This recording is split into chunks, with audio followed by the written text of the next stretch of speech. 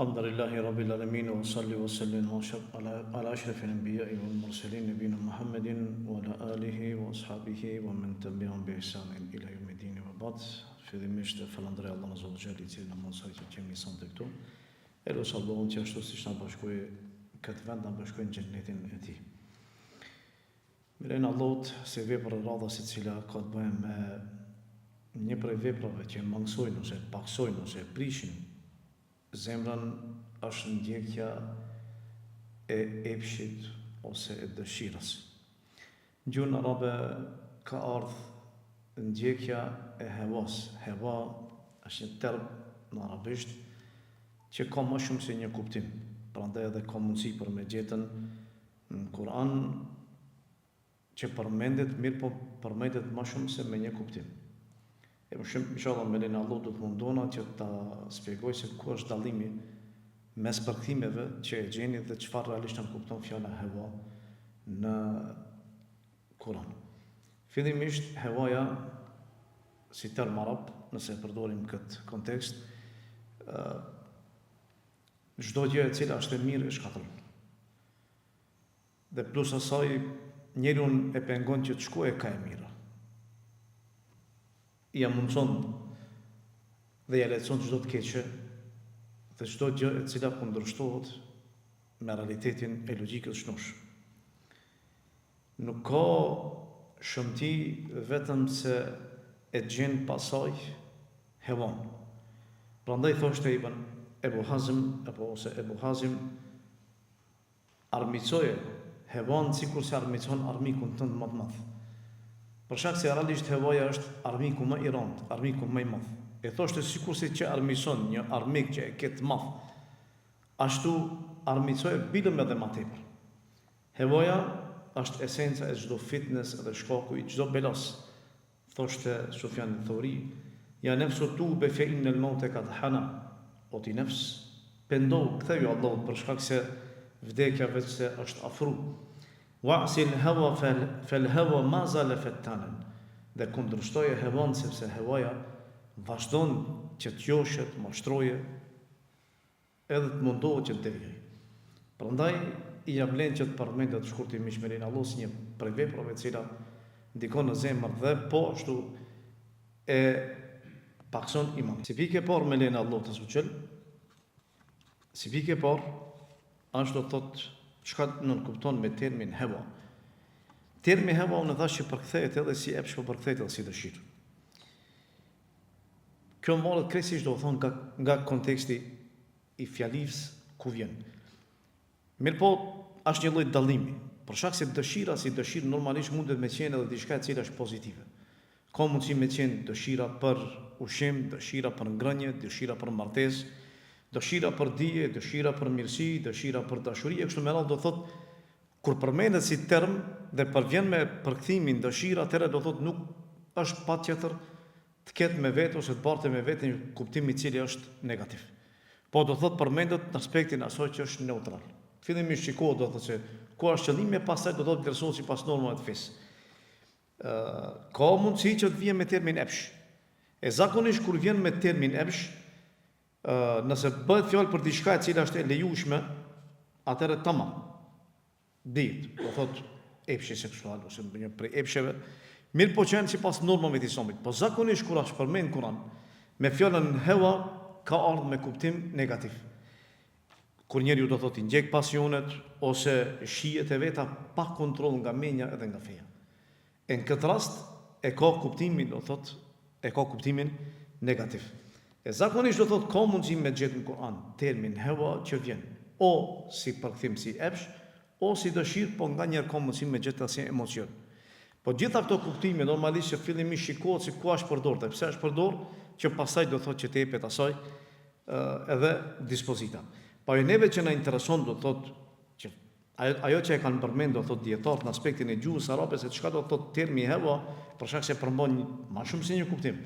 Unë thash që në aspektin e gjuhës edhe ulemat e gjuhës arabe kanë thënë që është diçka kur njeriu do se përmallohet për atë. Kurse në aspektin e fesë e kanë trajtuar dhe kanë thënë që është animi i nefsit ka një gjë e cila nefsi e do, për atyre gjërave të cilat janë dashura mirë po pa normë fetare. do thot ajo e do, mirë po në nuk ka do thot diçka që i përmbat kufive që Allah subhanahu ka përcaktuar, pas diçka që vetë nefsi e do, e jo sipas asaj që e ka mësuar ose që Islami i lejon. Ibn al-Qayyim rahimullah thot hevaja është që natyra e njeriu të anoje ka ajo që i përshtatet asaj. Dhe thot Ibn al-Qayyim ky anim është normal, është i natyrshëm, për shkak se Allah subhanahu e ka mbjellë në shpirtin e njeriu dhe kjo është një prej gjërave të cilat është e domosdoshme te njeriu, për shkak se kjo e mban jetë. Patë nuk ka mundësi që njeriu që të mbijetojë. E thot Ibn al-Qayyim thot njeriu ka nevojë që të anojë, ka ushqimi dhe ka nevojë që të anojë, ka pija dhe ka nevojë që të anojë, edhe po ashtu ka epshi ose ka niqohu, e thot nëse nuk ka dhe nëse nuk pi dhe nëse nuk martohet atë normalisht që ka mundësi për me ardhur deri te shregullimi. E hevaja, do thot këtë rast dëshira e nxit që të shkojë ka ky anim, njëjtë sikur se zemrimi. Zemrimi është ai i cili e mbron njeriu nga çdo gjë e cila lëndon atë. Dikush thot po si ka mundësi zemrimi? Normalisht zemrimi nuk është krejtësisht negativ. Nganjëherë zemrimi përdoret në aspektin pozitiv, sepse zemrimi bie shkak që ta mbrojë njeriu, do thotë nefsin e tij, veten e tij nga diçka e cila e dëmton edhe e lëndon atë. Në këtë aspekt do thotë e kanë përmend do thotë dietar kuptimin e fjalës hewa. Edhe thotë që ta keni qartë çdo herë kur përmendet fjala hewa, tena zakonisht përkthehet si epsh, mirë po jo çdo herë ka kuptimin epsh. Edhe jo çdo herë vjen në kontekstin negativ, shpeshherë ka mundësi më në kontekstin pozitiv ose do thotë diçka neutral, po duhet mirë me marr me rishiku kuptimin e fjalisë, edhe pastaj do thotë më interesuese në çfarë aspekti do thotë ka shpërmendan do thotë aty do thotë në Kur'an. Pika e dytë është ndalesa e ndjekjes epshit ose dëshirës. Ka marrë shumë argumente që në to trajtohet tema e ndjekjes së epshit ose dëshirës. Ja dhe zakonisht ka si ndalesë. Kjo ndalesë normalisht nuk është ndalesë kur është mbytyje urrëtie, por është një ndalesë e cila me të vërtetë do thotë është ndalesë e rëndë, është ndalesë e madhe. Edhe nuk është një herë, po shumë herë, edhe tash varet prej kontekstit ku ka ardhur dhe pse ka ardhur. Andaj do t'i përmend disa pika me lejen e Allahut azza wa jall.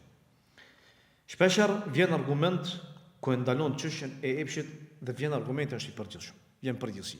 Do thotë që Allah subhanahu wa taala ka përmend çështjen e epshit ose çështjen e hevas. E ka përmend do thotë në aspekt përgjithshëm. Ndalohet ndjekja e hevas pas një lloj kriteri. Thotë Allah subhanahu wa taala: "Fala tattabi'u al-hawa an ta'dilu." Kjo ajet është përmend pasi që Allah subhanahu wa taala ka përmend çështjet e drejtësisë. Dhe Allah pastaj ka thonë që njeriu që i drejtë, qoftë edhe nëse bën kundërshtim me veten e tij, me familjen e tij, me prindërit e tij, me çdo gjë tjetër, por shkak se drejtësia është mbi secilin. Kjo është Islami jon, do thotë nuk ka këtu hatër, po ka drejtësi. E thotë Allah subhanahu wa taala, mos e ndjek emocion ose mos i ndiqni emocionin. Për shkak se ndjekja emocionin në këtë rast, për shkak babës, për shkak vllavit, për shkak vetes, për shkak fëmijës, për shkak gruas, ka mundësi me qenë i dëmshëm. Thotë Allah mos i ndiqni emocionet, edhe pastaj do thotë ta praktikoni drejtsinë. Kjo është e parë. E dyta thotë Allah subhanahu wa taala, ja Davud, i drejtohet Davudit alayhis salam. Inna ja'alnaka khalifatan fil ard. Ne ty të bëm shëndimtar në tokë. Davudi ka qenë pushtetar, plus asaj që ka qenë pejgamberi Allahut azza wa jall. Pushteti i tij ka qenë i fortë, i madh.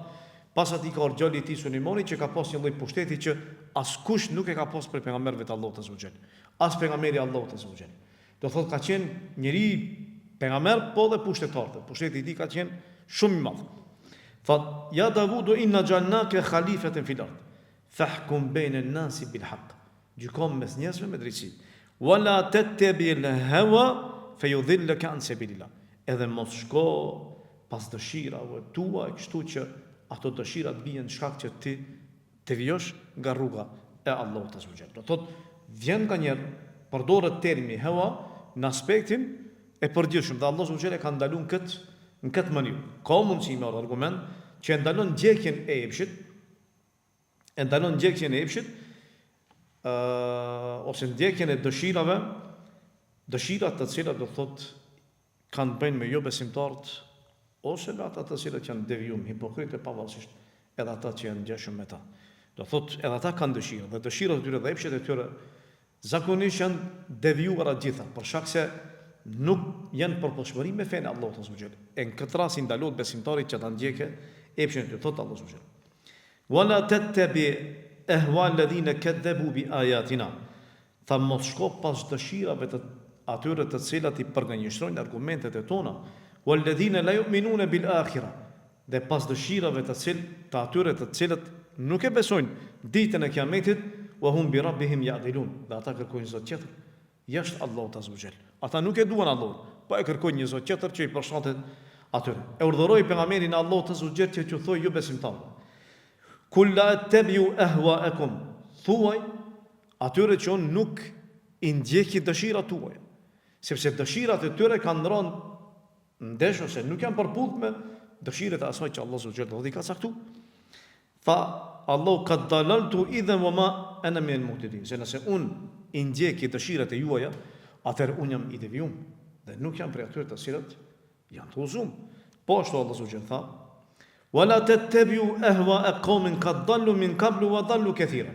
Mos i ndjek dëshirat e një populli të cilët kanë deviju. Dhe lëre që veç kanë deviju, po kanë deviju edhe shumë tjerë.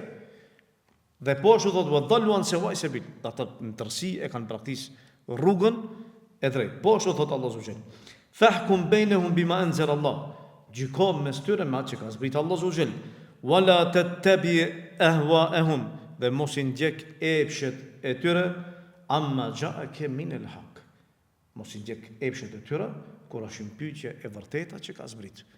Po ashtu thotë Allahu subhanahu wa taala, për këtë arsye tha ti, pasi që ata kanë përsharje mes tyre, tha ti qëndrohu, thirin fenë Allahut azza wa jall, për qëndron fenë Allahut azza wa jall ashtu siç urdhëru, wala tattabi' ahwa'ahum, dhe mos i ndiq dëshirat e tyre. Wala tuti' man aghfalna qalbahu an dhikrina wattaba hawa wa kana amruhu furuta.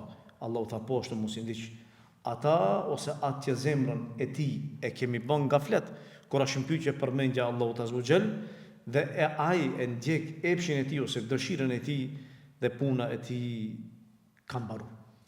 Do thotë gjitha këto që Allahu subhanahu wa taala ka përmend këtë rast, zakonisht e po, ja kanë gjitur ose ja ka shtu kujt, jo besimtarëve ose hipokritëve, për shkak se përgjithësi epshi i tyre është epsh do thotë i cili të largon prej të vërtetës, nuk ka mundësi për me çudit e vërteta. Krahasim me besimtarin, ku besimtari pavarësisht asaj që epshi i tij, dëshirat e tij çdo herë ngasmojnë, edhe mundohen ta çojnë për ka jo e vërteta, po megjithatë lufton, edhe mundohet që të ngritet këtë aspekt. Dhe dëshirat e tij ti drejtoje ka ajo e cila është e lejuar dhe këtë aspekt do thotë, atëherë madje do thotë do rritet edhe ibadet. Në këtë rast, kur jo besimtarët janë ata të cilët dëshirat e tyre i kanë ngjashme ose i kanë tilla më thonë, atëherë Allahu subhanahu wa taala do thotë jo atëherë vërejtjen besimtarëve që mos shkojnë pas dëshirave të tyre dhe mos shkojnë do thotë pas epshave të tyre. Po ashtu vjen ndalesa nga njerëz që të ndjeket ose ndalesa do thotë ka shëmpyetje ndjekja e epshit, dhe në këtë rast i shtohet nefsit i cili urdhëron për të keqen. Siç tha pejgamberi sallallahu alajhi wasallam, el-ajizu man ittaba nafsahu hawa, thotë i paaft është ai që nefsi i tij e ndjek epshin e tij. Dhe po ashtu nganjëherë mundet me ardh në aspektin e qortimit kur është një pyetje çështja e zemrës. Allahu subhanahu do thotë çështjen e hewas ose çështjen e epshit ose dëshirave i ashtoi apo bashkangjiti zemrës. Argument për këtë është hadithi që e përmend Hudhaif ibn al-Yaman, i cili thotë që e kam dëgjuar pejgamberin kur ka fol për fitnet, do thotë që fitnet i ekspozohen zemrës një pas një, sikur se hasra, që është fije. E nëse zemra normalisht e thith një prej fitneve, atëherë nxihet ajo. Nëse e kundërshton mbetet e bardhë, dhe pastaj i përmendi pejgamberi ato dy lloj zemrave të cilat më vonë shndërrohen, zemra e bardhë dhe zemra e zezë. Ajo zeza është e cila nuk e njeh të mirën dhe nuk thith të mirë normalisht, përkundrazi, vetëm si e thith keqe, dhe ajo që e përmendi në fund pejgamberi në hadith, kjo që është me radhësi është ajo zemra e cila i thith, do thotë vetëm se atë që përshtatet me kanë, përshtatet do thotë me dëshirat e tij, e jo me atë do thotë që realisht nxit Allahu subhanahu. Kur ndëshkohet njeriu, nëse ka epsh ose realisht ndëshkohet apo jo. Dhe nëse ndëshkohet, pse ndëshkohet, nëse nuk ndëshkohet, pse nuk ndëshkohet. Hevaja, dëshira ose epshi në përgjithësi dhe epshi seksual, veçanti, janë të mbjedhura në shpirtin e njeriut dhe janë pjesë e natyrshmërisë së tij. Për këtë arsye njeriu nuk ndështohet për prezencën e tyre në shpirt, sepse ato janë. Njeriu ka dëshira në brendësinë e tij dhe poshtu ka ndjenja dhe ka emocione dhe ka pasione. Gjitha janë ato prezente dhe janë pjesë e natyrës së tij, nuk ka mundësi për munda për tyre. Kush mendon që mundet për mi largu ato gabon, dhe kush mendon që ka mundësi të ikë atyre gabon. Për shkak se gjitha janë prezente në zemrën e njeriut. Pashëm pyetje se si njeriu i trajton ato. E tash nëse personi ka dëshirë dhe ka epsh, a dëshkohet, nuk ndëshkohet. Kur ndëshkohet? Ndëshkohet vetëm se atëherë nëse ai shkon pas atyre. Nëse jepet dhe punon sipas tyre, në këtë rast me lenin Allahut, atëherë ndëshkohet. Thotë Ibn Taymi rahimullah. Thotë nefsi e ka hevan, edhe e ka epshin dhe për to nuk ndëshkohet. Për shkak se janë natyrë e njeriut. Dhe kjo është natyrshmëria e tij. Tha, po ai ndëshkohet shkaku i ndjekjes së epshit dhe shkaku i të punuarit me të. Dhe tha Ibn Taymi rahimullah, e nëse nefsi anon, sepse nefsi normalisht kur shet diçka shka e do dhe përmallohet për të anon, sikur se në fillim do thotë e definuar do thotë ulemat i gjuhës, kur shpirti anon ka diçka që e don, atëherë kjo është hewa. Tha kur shpirti anon, edhe anon ka diçka e cila është prej dëshirave që shpirti i ka dhe i don dhe përmallohet për to. Dhe ai mundohet që ta ndale, ta përmbajë nefsin e tij. Për këtë arsye thotë Ibn Taymi, kjo përmbajtje e tij është ibadet për Allahun Azza wa Jall, edhe është një prej veprave të tij. Do thotë që nefsi do, mirë po normalisht ti e merr i shikon atë dëshirë, a është sipas rregullave të fesë apo jo? Nëse dëshira është sipas rregullave të fesë, atëherë tamam. Atëherë është ibadet. Edhe është vepër e mirë që do shpërblet njeriu te Allahu subhanahu wa taala. Shembull, nefsi ka nevojë për martesë. Edhe anon për martesë. Tash mirë mi thon dikujt, jo, kjo dëshira jo që nuk është në rregull, edhe bën përputhshmëri me natyrën e njeriu, atëherë ti e shkatron atë. Për shkak se nëse ti mundosh vazhdimsi me përmbajt nefsin tan, këtë rast kjo jo që është e pamundshme, po është problematike sepse i shkakton njeriu të kaos në jetën e tij të përditshme. Ne kemi raste të tilla në jetën e përditshme ku njerëzit nuk martohen, edhe nuk martohen për arsye kince fetare, sepse feja atyre u ndalon. Mirë po dëmi cili ka qenë shumë i madh. Ja shpërndar do thotë sa krim, sa gjuna, sa pedofilizëm, sa zino, sa ku e diun çka. Për shkak se nefsi është i tillë që ato i ka, edhe s'mujtet për mi mohu, dhe askush nuk mundet për mi mohu. E thotë Ibn Taymi në këtë rast, nëse nefsi anon ka diçka e cila është prej dëshirave ose prej epsheve, dhe ajo është e ndaluar, dhe ti mundosh për me përmbajtje që mos me leju për me shku deri te ajo, atëherë në këtë rast ti me lenin Allahut je në ibadet dhe po ashtu shpërblesh te Allahu për shkak se përmbajtja jote është një prej veprave të mira që Allahu xhel e shpërblet. Kështu është gjendja e besimtarit sinqert. Nefsi i tij e mundon, e lodh, megjithatë ai lufton, edhe mundohet që mos të bie kurban i nefsit të tij, edhe dëshirave të tij, sepse edhe ai do, edhe ai ka dëshira sikurse qert. Sikurse qert që shkojnë pas aromet, sikurse qert që shkojnë pas shumë prej ndalesave, njeriu lakmon, shpirti e don edhe nëse ti e urren, mirë, po nefsi çashtu është i krijuar, që të lakmojë do pas dëshirave. A më shkapan, ti e përmbon, nuk e le, do me shku diku në haram, i thuj jo, për shkak se dënimi është i madh, ndëshkimi është i rënd, e di se pas asaj vijnë pasojat e mëdha, edhe ashtu ndodh pas në realitet gjithë ata që kanë shku dhe që janë dhënë i kanë bërë pasojat e veta. E ti e ke ndan. E prandaj tha Allahu xhel wa amma man khafa maqama rabbih wa naha an-nafsa 'anil hawa fa innal jannata hiya al-ma'wa.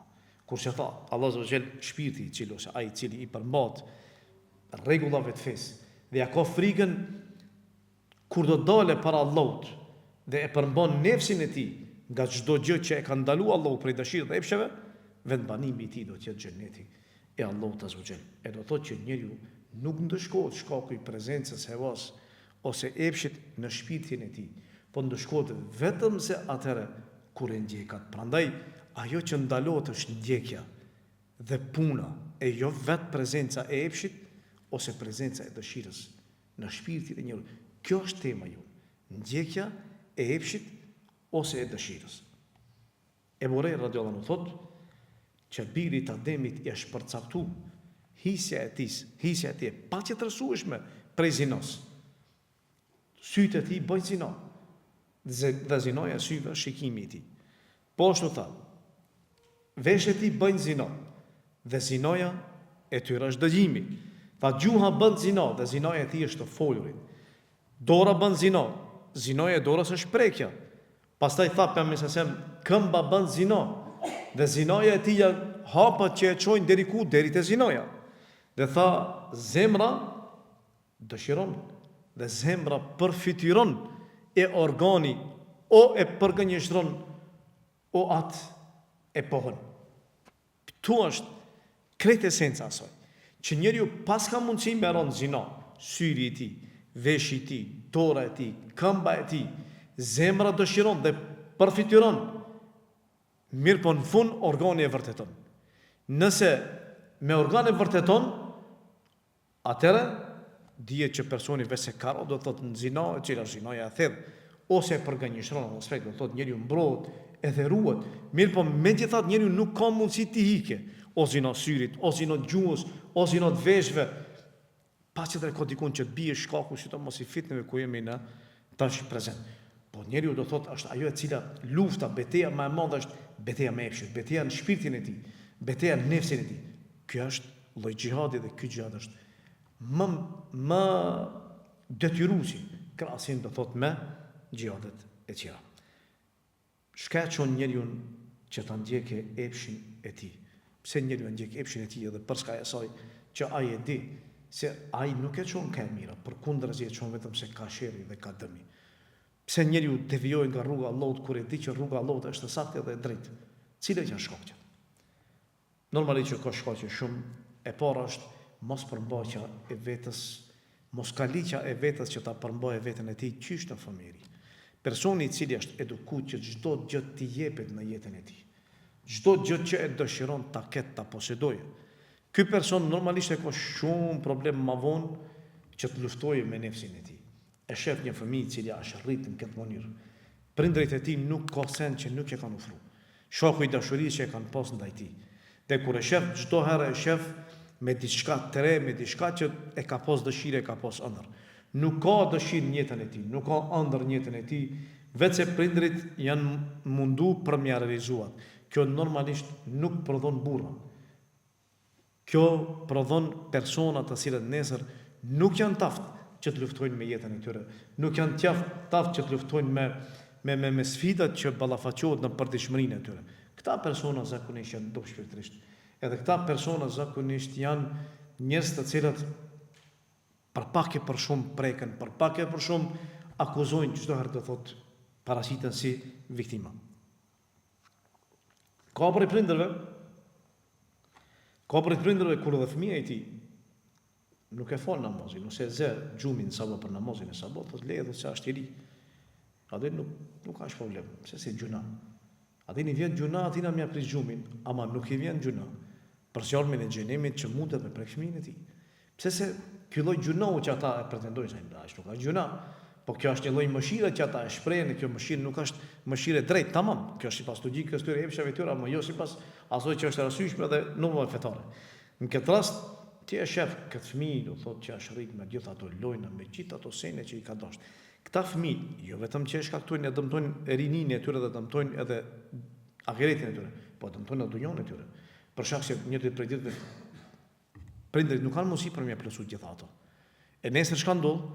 Nesër ajo ka me shku për me vjedh, o ka për me shku për me pi drogë, ose ka për me rënë depresion, ose ka për me bë diçka që patjetër për me plotësuar dëshirë. Sa ai person është mësu për me plotësuar dëshira. Prandaj shef që bëjnë krime. Edhe shef që është rrit me një stres, çnosh, pasur megjithatë shef kriminal më vonë. Pse për shkak se është mësu në sistem dhe smundet ndryshe. Sahabët nuk kanë punu kështu.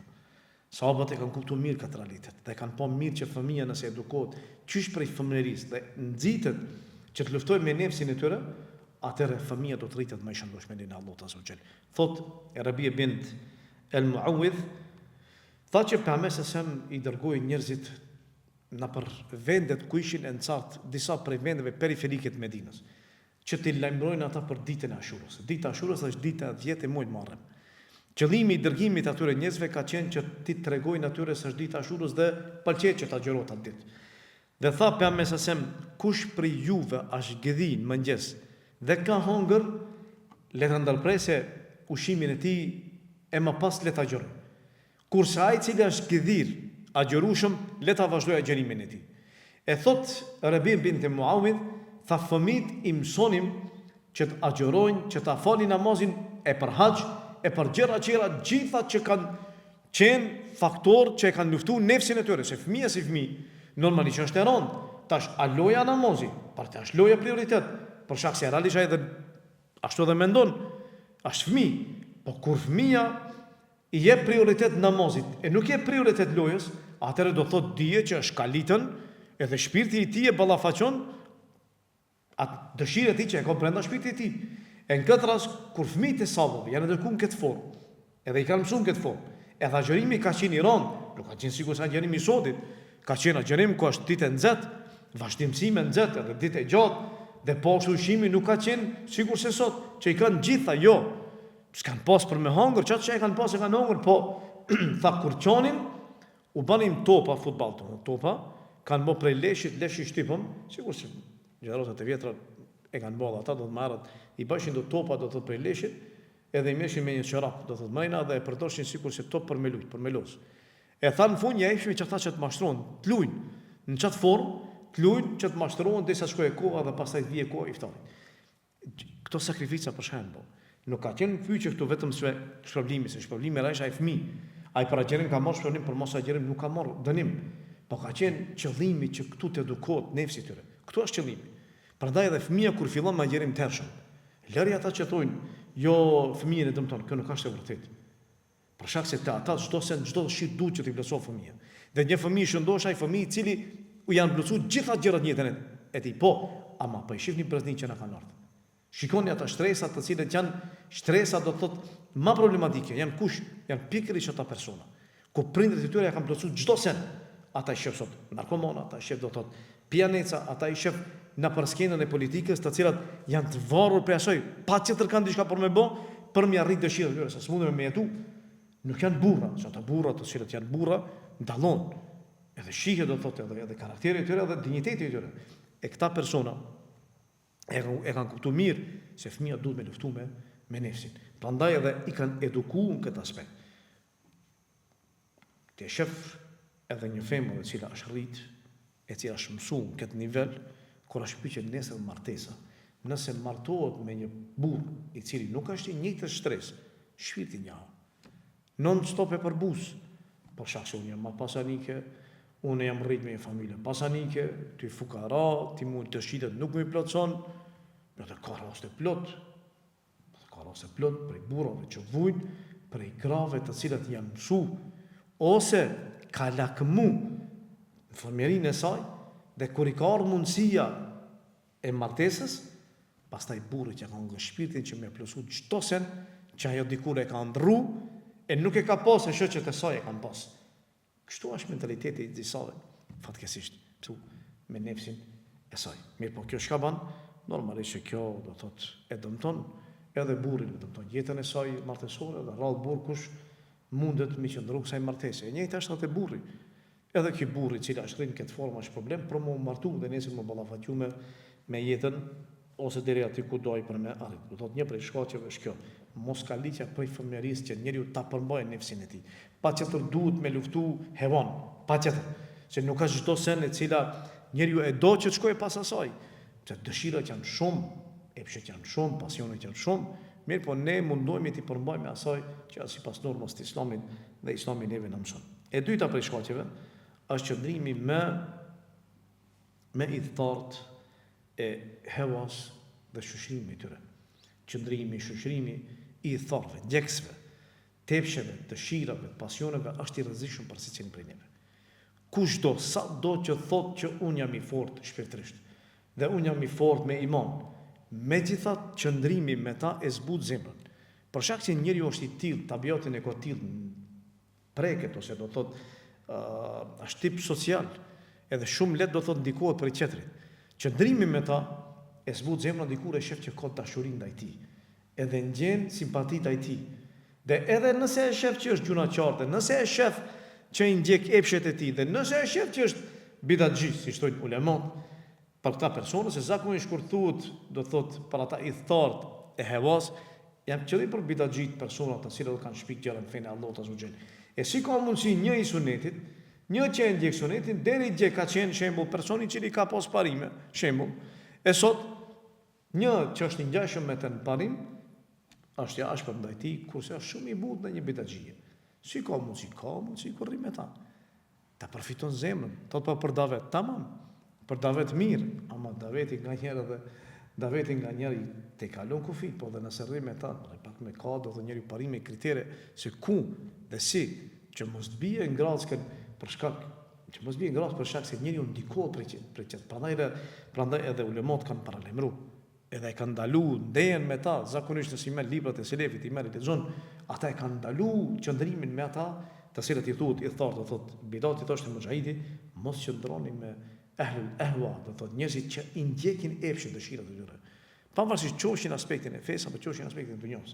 Persona që e duan dunjon dhe i duan dëshirat, dhe shkojnë pas tyre jepen, mashtrojnë, qoshin, edhe ti deri që ke qenë njëri i mirë, njëri tamam, mirë, megjithatë më vonë ke ndrru, ke ndryshu.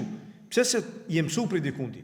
Ta ka mësu dikush këtë udhë, e kjo udhë padyshim që është e rëndë, andaj thoshte një prej selefit, mos qëndroni me ata dhe mos diskutoni me ta, për shkak se thoshte nuk ju garantoj që nëse qëndroni me ta, ata nuk do t'ju zhytin në devijim, apo nuk do t'ju japin diçka, nuk do t'ju njollosin me diçka e cila është pjesë e tyre dhe i ka njollosur dhe i ka përfshin edhe ata marrët.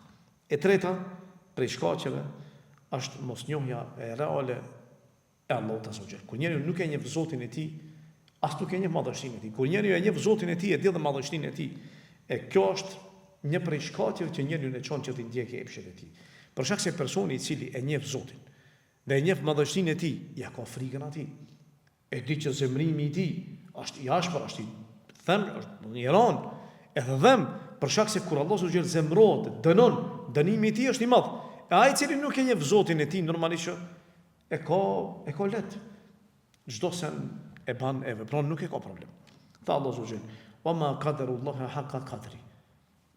Wal ardu jami'an qabdatuhu yawm al-qiyamah was samawati matwiyatun bi yamini subhanahu wa ta'ala amma yushrikun. Allahu subhanahu tha, ata me të vërtet nuk e njohën, nuk e kuptuan mirë madhështinë e Allahut azza wa jall. Dhe pastaj tha Allahu azza wa jall, ku toka, gjitha shtresat e tokës, tha Allahu azza wa jall do thot i mban në dorën ditën e Kiametit, i mban do thot në grushtin e tij, kush e thot qiejt Allahu azza wa jall i ka mbështjell në të gjatën e tij. I lartësuar është Allahu prej asaj që ata ja përshkruajnë atij. Një prej shkaqeve të tjera është mos reagimi i tjerëve kundrejt atyre të cilët i ndjekin epshin. Çfarë do thotë kjo? Ke shoqëri ose ke njerëz, individ, shoqëria është më e madhe, më e gjon, që janë tillë, janë ngjashëm. E ti çka bën? Ti i le ashtu. Nuk të intereson. Lërja e tyre që të veprojnë, edhe të punojnë, edhe të merren me epshet e tyre, me pasionet e tyre, me dëshirat e tyre, çon deri ku, deri në kaos. Nëse ti le ata, normalisht që nesër ka me të prek edhe ty, ka me të prek edhe familja, ka me të prek edhe qenë. E prandaj një prej shenjave dalluese këtij ummeti është hirat me ndalimin nga e keqja. Prandaj tha Allahu subhanahu wa ta'ala: "Wal takum minkum ummatun yad'una ila al-khayr wa ya'muruna bil ma'ruf wa yanhauna 'anil munkar wa ulaika humul muflihun." Tha le të jetë dikush për juve që thirr të mirë dhe ndalon nga e keqja. Thirr ka e mira, ndalon thirr të mirën dhe ndalon nga e keqja. Ata pikërisht janë të shpëtuarit. Kur ka thirrje të mirë dhe ka ndalim prej keqës, me lenin Allahu azza wa jalla atëherë ka hajër. Zakonisht kur një shoqëri ka thirrje të mirë edhe ka ndaluar nga e keqja, ka pas bereqet. Kur shoqëria ka praktikisht thirrjen e mirë, ndalimin nga e keqja, shoqëria është pritur shkatruar. Ky dallim ka mundësi me gjetë atë 2-3 gjenerata. Gjeneratat e mërshme, kur ka qenë një gjuna, e kanë thonë që është gjuna, dhe është ditë, e kanë paralajmëruar, me çfarë dijesh e kanë pas. Mirë po ma vonë, kanë ardhur brezni që e kanë punu dhe nuk kanë pas dëshirë që me o ndalu. Pas atyre ka ndonjë brezni qera. Që kush i ka ndalu e ka llogarit radikal, ekstremist, apo për shkak se ti e ke prek dikun ku ati i dhem. Ati ku i dhem? Ati i dhem pikrisht aty. Për shkak se i ndjek epshet e ti, dëshirat e ti. Dhe nëse ti ja kundërshton atë, ti sipas atij ti nuk je në partnershmëri me natyrën, për shkak se natyra e do. Edhe ne themi që natyra ka dëshira, tamam, natyra e njeriu. Ama sipas normave të Islamit, jo çdo sen me qenë easy. Se ndjekja e epshit është realisht ndjekja e epshit sipas asaj që nefsi e do, jo sipas normave të Islamit. Kjo nuk kupton ndjekje e epshit. Se epshi ekziston, mirë po kur e ndjek epshin sipas dëshirave tua, nefsi tan, a nefsi jot mundet me dosh çka do. Krejt mundet me dashur. Ama Islami ti ka caktuar, jo, ka thonë, këto ban, këto nuk ban. E ato që ban, pëlqej. Dhe janë ibadet. Ato që nuk ban, nuk ban. Tamam, edhe ty këtu është ajo lufta, e vija, ndasje. E këta persona, kur i thirrti të mirë dhe ndalon nga e keqja, jo. Thotë, këta nuk janë me Islam, tamam. Se baballarët e tonë nuk kanë qenë kështu. Tamam, a e dinim se? Për shkak se baballarët e tyre e kanë ditë që është haram. Ma shumë se sa këta, këta nuk e dinë as që është haram. Ama nuk kanë fol. E përpara atyre brezni merë që kanë qenë, po. Ne jemi dëshmitar, për shkak se janë 2-3 brezni që kemi përjetu vetë pa shku merë ose pa fol për gjenerat të hershme shumë celefi. Unë po flas për gjenerat ku gjyshërit tonë haramin e kanë pas haram dhe e kanë ndalu. Kanë nërë baballarët e tonë nuk e kanë ndalu, pa e kanë në atë aspekt do të kanë vepru, po nuk kanë fol kur ka qenë pyetje ndalesa. Për ta ka qenë më e lehtë. Ka nërë gjenerat e reja ku sot secilin i cili fol kundrejt një problemi të tillë, ndukuri, llogaritet ekstrem. E shikon mundsi ti më llogarit ekstrem. Pse? Pse po falesh? Pse po thuaj se kjo është haram edhe kjo është halal? Kto është problemi, apo? E kjo është ajo që përmend Allahu subhanahu wa taala. Kuntum khayra ummatin ukhrijat lin-nas. Ju jeni ummeti më i mirë që keni dalë në njerëzim. Pse? Për shkak se ta'muruna bil ma'ruf wa tanhauna 'anil munkar. Ju thini të mirën dhe lënë nga e keqja. Kjo është emblema e këtij ummeti. Përderisa ekziston si emblem, sistem, merin Allah ka bëjë. Kur largohet atëherë dihet që prej atij ummeti nuk pritet diçka. Po ashtu prej shkaqeve të tjera është dashuria e dunjos, edhe animi ka dunjos. Kur njeriu e do dashur, e do diçka, do dunjon këtë rast. Dhe anon ka dunjoja e haron ahiretin. Kur njeriu e haron ahiretin, atëherë e haron edhe gjunohun, edhe mëkatin, gjitha. Ati më nuk i pengon për me shku me ronë gjuna. E do dunjon, e tashnia që e ka. Lind të aj dëshira, lind të aj dëshira, të cilat nefsi i do, edhe anon ka do. Dhe çka ban ky? Për shkak tashnis që e ka për dunjon, jepet pas tyre. Kështu lidhet njëra me tjetrën. E ajo e çon për me ndjek dëshirën, edhe me ndjek hevan. Allah subhanahu tha innal ladhina la yarjuna liqa'ana. Ata që nuk e shpresojnë takimin ton. Wa radu bil hayati dunya wa tama'annu biha.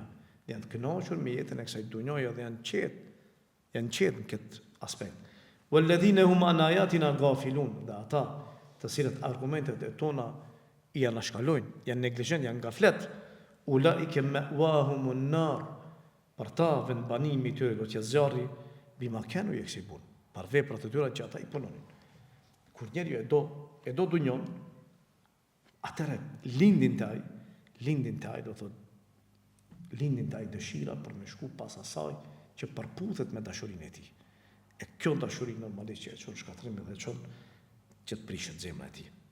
Pikë tjetër, nxitimi për me arrit çdo sen që njeriu e do për gjërave të cilat janë të lejuara. Shikoj, gjërat e lejuara janë shumë. Halal dhe shumë i gjon, harami është i ngushtë. Mirë po të njerëzit çdo ju bën sy harami, e halali harrohet. Harami është pak, halali është shumë, ama zakonisht ju duket çdo sen haram. Kur fol për diçka thon jo, kjo haram, do të ketë haram, do të ketë i ngushtohet shpirti i tij. Pse se mbyqen nefsi i tij, hevaja e tij. Ajo është problem. Se çajo i ngushtohet, e për çataj duket harami shumë, halali pak. Realisht halali është shumë, harami është pak. Ka gjëra të cilat janë të lejuara. E ku është problemi këtu? Pse do të thonë njeriu me përmbajt veten? Për shkak se nëse ja plotson çdo dëshirë nefsit tën, atëherë nefsi mos tepër me thonë stop. Çdo sen çka e do, që është e lejuar, nuk ka problem. Unë po flas për nisë çka është mubah. Në esencë është e lejuar. Çka bën? Shkon pas asojna, shkon pas kësojna, shkon pas asojna.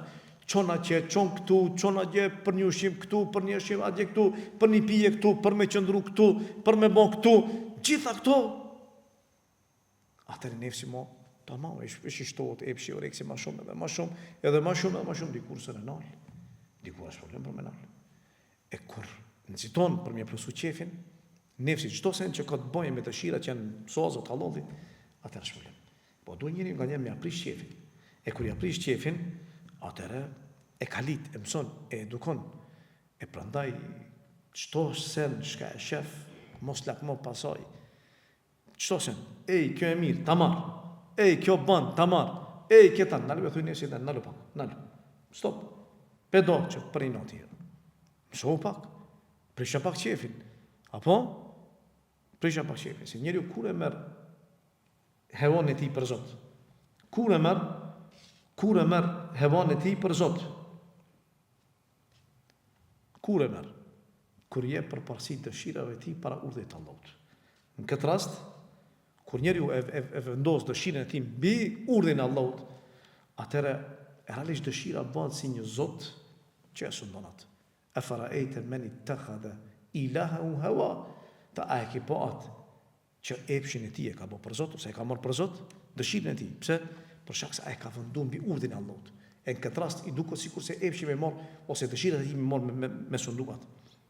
Edhe pika e fundit e shtata është ignoranca kur është mbytyje ndëshkimi që vije shkaku i ndjekjes epshit. Do thotë ka pasoja. Kush nuk i di pasojat, hynat nat udh. Se njeriu kur e di pasojën, tutet pa pnalet atin. Shembull thuaj nasi zinoja dënimi i madh, i rom tutet apo çaj tut e nal për mos me rënë zino. Se për ndyshe mos u paskon çaj tut, ai shkoj ke për me rënë zino. Çka e pengon njëri? Çka e pengon? Një njeri i cili është xhail dhe nuk e ka tutën Allahut azza wa jall. Çka e pengon? Kur xhoiç? Përkundrazi, bile e llogarit tamam civilizim me shku, me ek ato, do të thonë epshet edhe dëshirat, mi kënaq, mi plotsu, kjo është normal, kjo është pjesë e natyrës. E thënë si thuaj jo na, se ka dënim. E pse? Për shkak se ti se dënimi është i madh. Se Allahu pastaj familje, ta jep, pastaj dënimi jot në dunjë dhe ndëshkimi jot në ahiret. Gjitha këto ka me përjetu njeriu. E personi i cili mendon këto, padyshim që është personi i cili ma vonë kjo bie shkak që ta pengohet, që ta ndale. Thoshte Ahmed ibn al-Qasim at-Taberani, se ahdharu ma yukhafu alayya minhu, tha unë ruhem prej asaj që më kanë paralajmëruar qerë se do të më dëmtoje.